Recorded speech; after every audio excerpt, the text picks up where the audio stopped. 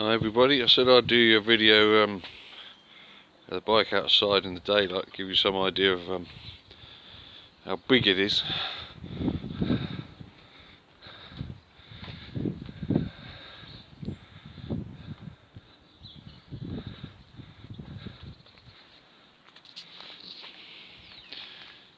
I pulled up a couple of issues.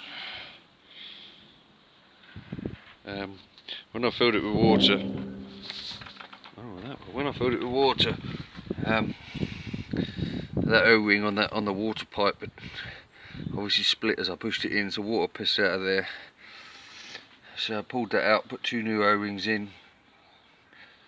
A load of fairy liquid that slipped in there, but I think now, if you can, I don't know if you can see on the casing, there's a slight drip. I think it's coming from the rubber gasket, which is that funny shaped bit which fits over the impeller for the water pump. Maybe when we put that on, we should have put a little bit of that instant gasket on there. But I think what we'll do is we'll wait till we run it up and see what other leaks show before we drain it. I've put the horn on this side. I couldn't figure out where the little brake switch went, because it's mounted on this bar that I cut off. You know, the little mechanism that activates the rear brake light. So I knocked up another bracket inside there yesterday. You can just see the top of it sticking out there. The rear shock, after doing a bit of research, I'm sure it either needs refilling with oil or gas, because it goes down, comes back up so slowly. There's no pressure there. So I think I'm going to have to take that off, send that away for a rebuild. You can see the water in my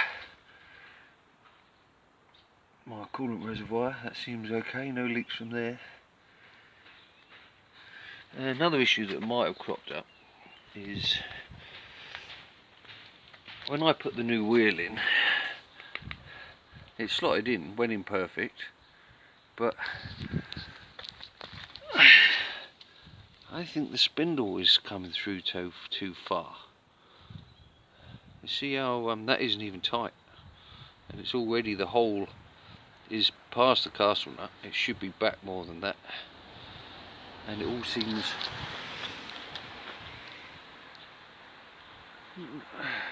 not about 5 mil out of alignment. So I phoned Ian at Cafe Racer Kits, because I've got that other wheel. I think I'm probably going to pop that wheel off and compare it to the other wheel, see if he said there's nothing missing. He put it all together with the spacer in. You can see that crazing on the tank. There's obviously been a reaction. It wasn't like that, but as it's dried, I have to stay like it now. Got the done the repair on the tank clamp.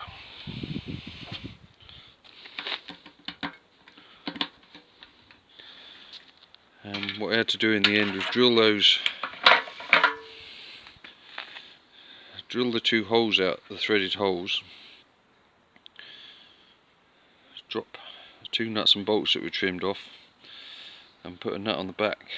You can just about get your finger in there, put a bit of grease on the end of your finger, hold the nut on there. I put a load of epoxy, 2-part light aerosite. So I put that over the hole, pushed it through with the bolt. I'm hoping that's going to seal where I bolted it up on the inside.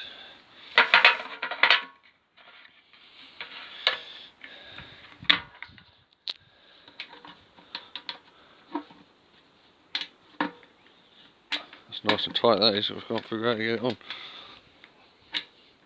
Oh.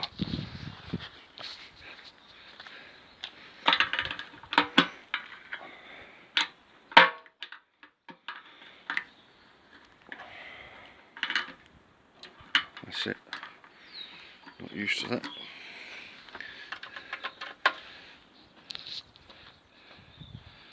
Anyway, I don't know if you can.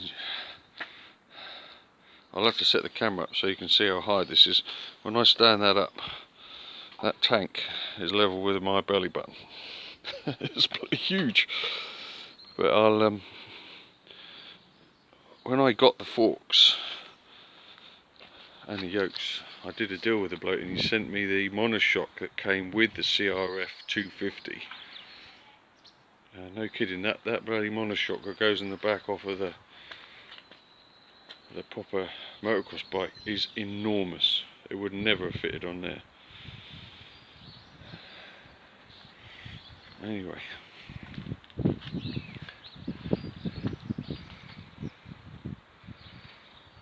I've got the button through for the oil pressure light.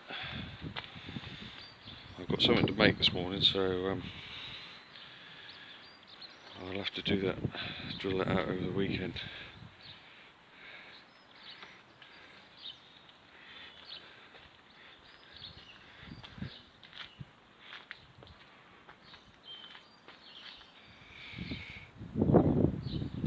Okay, that's just a quick update and a picture of it outside.